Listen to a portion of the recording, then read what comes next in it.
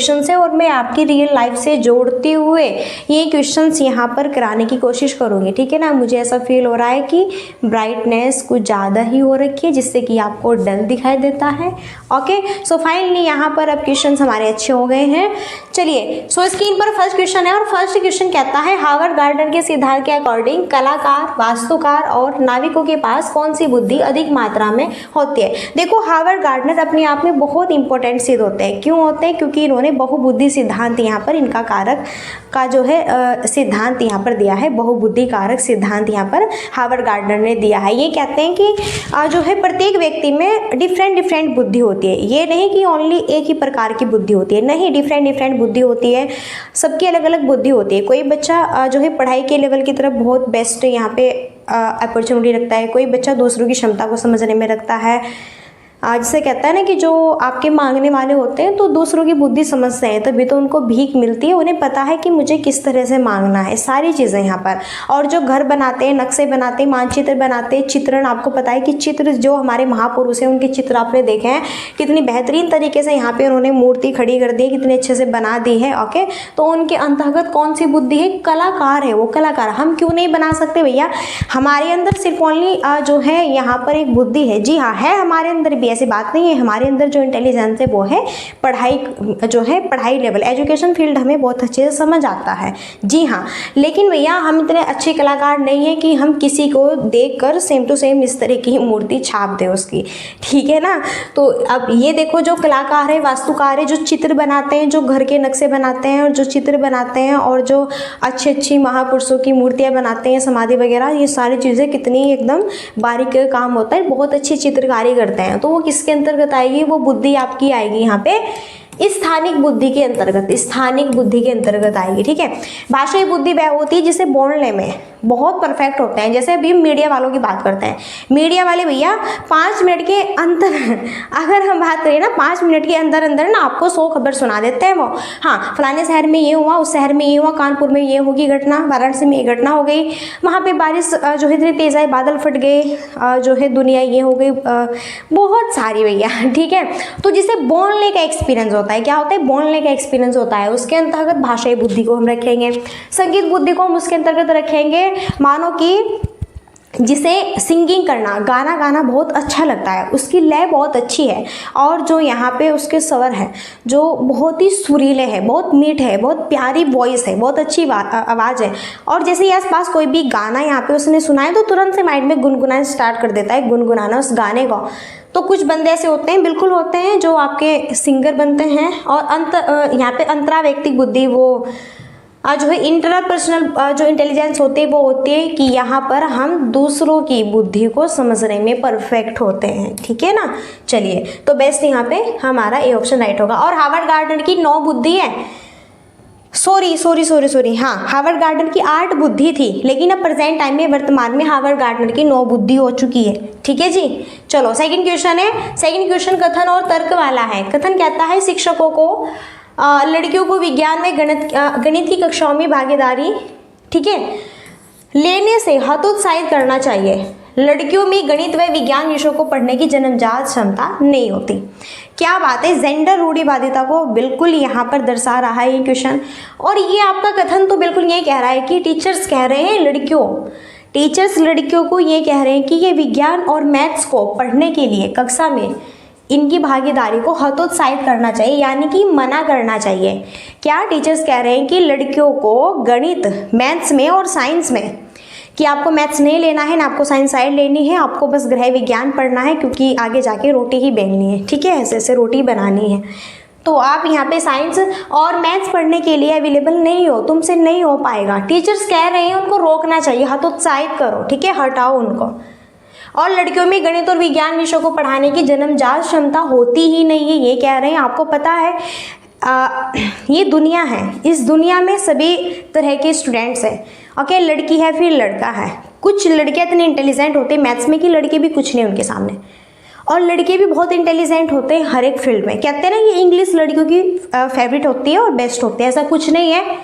कुछ हमारे इतने होनहार यहाँ पे बॉयज़ होते हैं, टीचर्स हैं जो कि बहुत ही परफेक्ट होते हैं इंग्लिश में, तो वो देखो बॉयज़ हैं।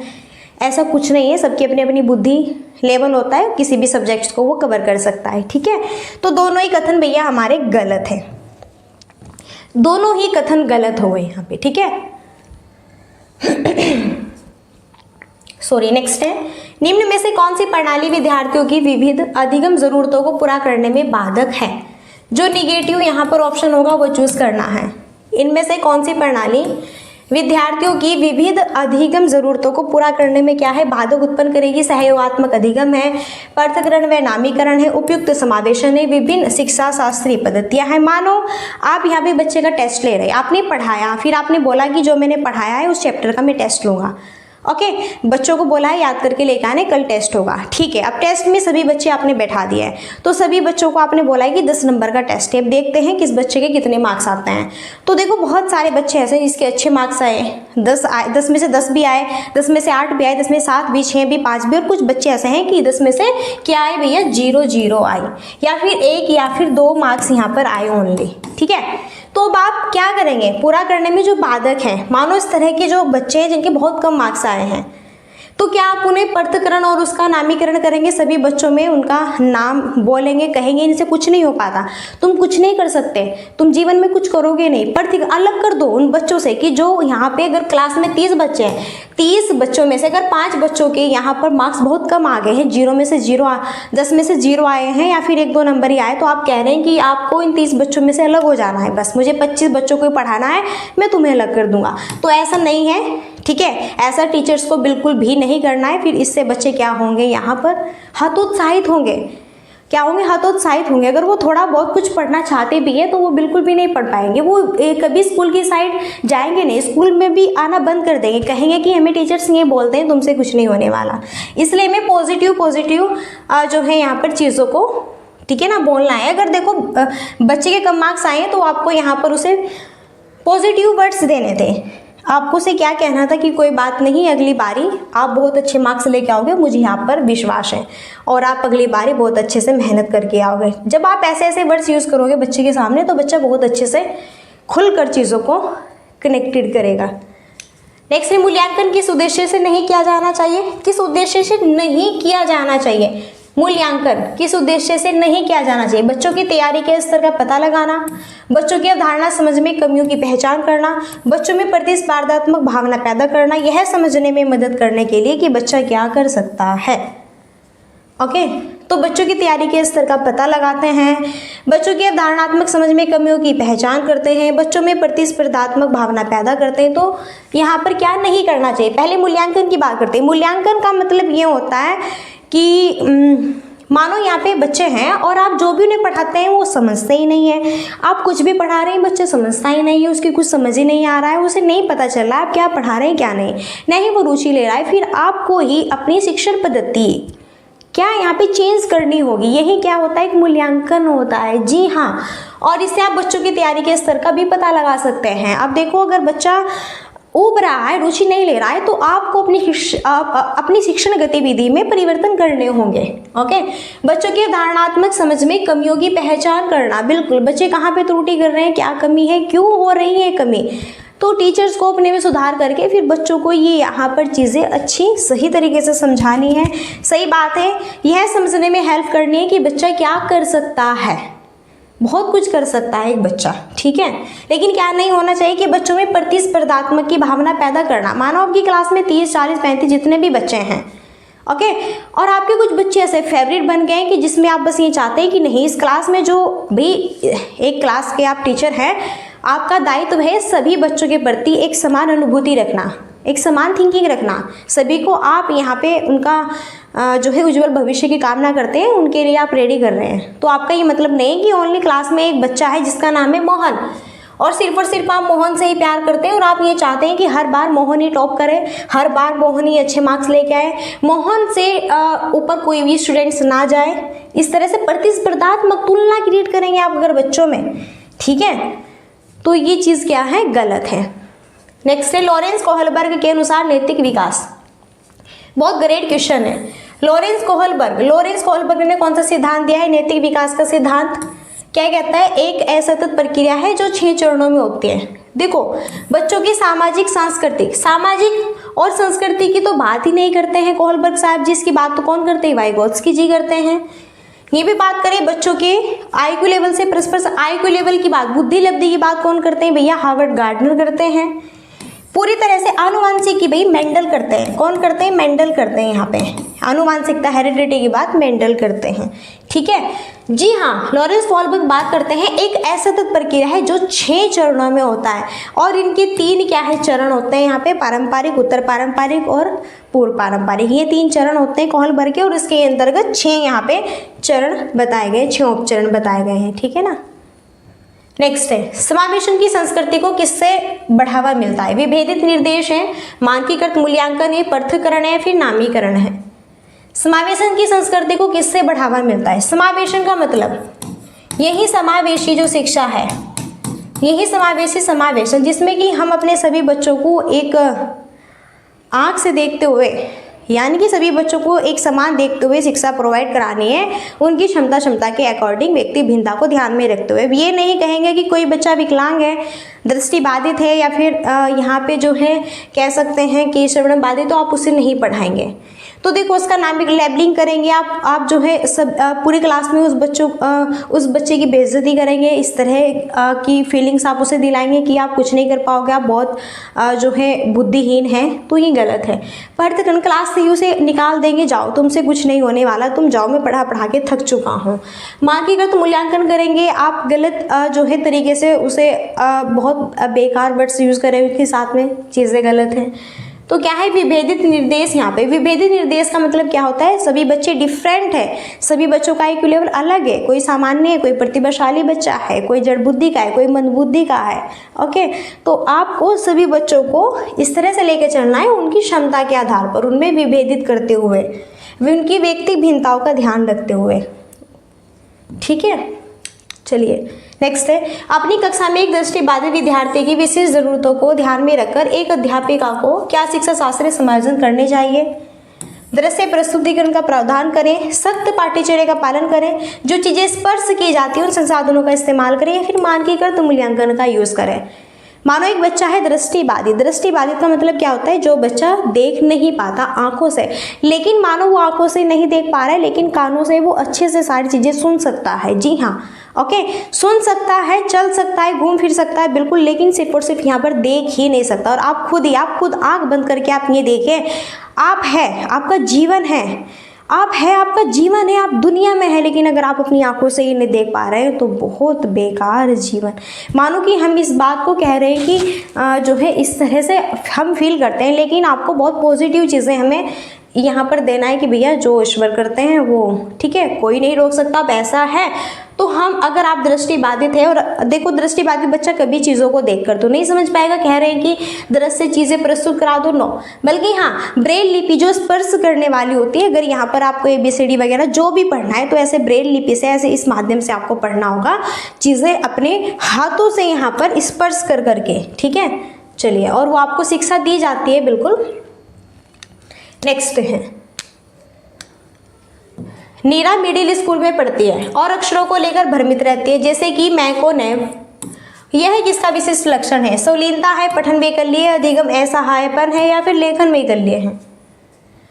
तो भैया नीरा मिडिल स्कूल में पढ़ती है, अक्षरों को लेकर भ्रमित रहती है, मैं को नैब पढ़ती है, मानो कि यहाँ पर लिखा हुआ है वाज, एक बच्चा वाज को सा पढ़ता है और लिखा हुआ है सा को वोज पढ़ता है, यानी कि उसे गलती पढ़ना है, ठीक है। क्या है, उसे गलती, अगर कैट लिखा हुआ है कैट, तो उसे क्या पढ़ता है, टैक पढ़ता है बच्चा, ठीक है, यानी कि उसका उल्टा ही पढ़ना है। तो पढ़ने में त्रुटि हो रही है, पठन वैकल्य होगा भैया, डिसलेक्सिया जिसे हम कहते हैं। जी हाँ, क्या होगा, डिसलेक्सिया। और लेखन वैकल्य होता है जब लिखने में त्रुटि होती है कि लिख सही नहीं पा रहे हैं, अशुद्ध यहाँ पर, ठीक है। और संलीनता, ओटिज्म, यहाँ पर जो हम स्वयं, क्या संलीनता, ये एक विकार होता है, ये भी आपका, जिसमें कि हम स्वयं ही अपने आप में खोए रहते हैं, एक इस तरह की एक्टिविटीज होती है, ठीक है। नेक्स्ट है प्रेम किसी समस्या को हल करने के लिए बहुत सारे अलग अलग तरीकों की समझ रखता है और चर्चा करते समय हमेशा नए विचारों को पेश करता है। यह निम्नलिखित में से किसकी विशेषता है, रचनात्मकता, क्रिएटिविटी है, अधिगम असहायपन है, आत्म केंद्रियता है, या फिर क्या है, ये आपका केंद्रीयन है, ठीक है। बताना है, बेस्ट क्या होगा। प्रेम किसी समस्या को हल करने के लिए बहुत सारे अलग अलग तरीकों की समझ रखता है। बिल्कुल, मानो प्रेम के सामने कोई समस्या उत्पन्न हो गई है तो आपको पता भी, अगर आपके भी सामने कोई समस्या उत्पन्न होगी, बिल्कुल आप अलग अलग यहाँ पर आइडियाज़, अलग अलग तरीके आप अपनाएंगे, अलग अलग तर्क वितर्क विचार विमर्श आप अपने माइंड में लाएंगे कि कैसे मुझे, बस कैसे करके मुझे इस क्वेश्चन का हल मिल जाए, कैसे इसका हल मिल सकता है। तो ऐसे अलग अलग तरीकों को यूज़ करते हैं और उसे उसकी मंजिल बिल्कुल मिल जाती है। तो ये चीज़ होगी क्या, क्रिएटिविटी, रचनात्मकता।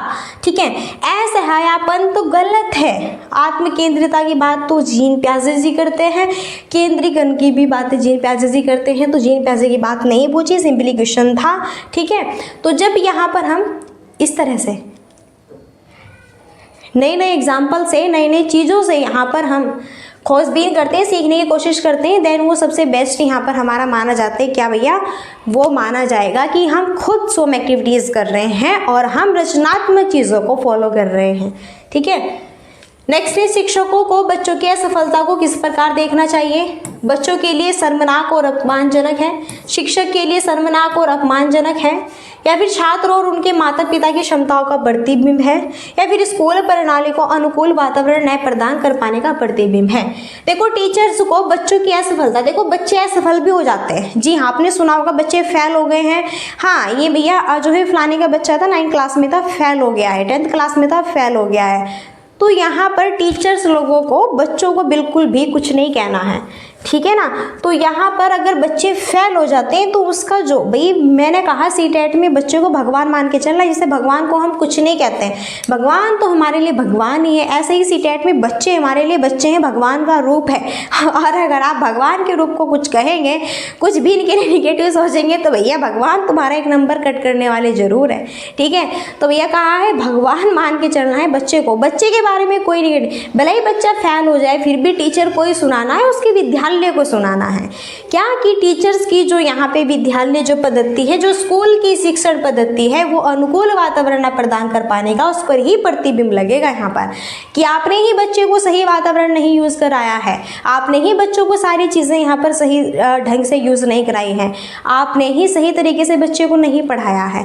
तो सारी चीजें थोपेंगे जाके स्कूल पर, बच्चे को कुछ नहीं कहना है। अगर बच्चा फेल हो जाता है तो ये नहीं कहेंगे कि उसकी टीचर्स की क्षमताओं का प्रतिबिंब करो, या फिर शिक्षकों के लिए शर्मनाक अपमानजनक चीज़ हो गया, फिर बच्चे इसमें शर्मनाक अपमानजनक अपनी बेइज्जती इस तरह कुछ भी समझेंगे। ठीक है, तो ये चीज़ें क्या है, गलत है, इस तरह का ठीक है व्यवहार नहीं करना। चलिए, तो फ्रेंड्स हमारी लास्ट क्वेरी तो यही रहती है, like and share and subscribe की। सो सेशन अगर आपको अच्छा लगा मस्त यहाँ पे, ऑब्वियसली आप सेशन को like and share and channel को सब्सक्राइब कर सकते हैं।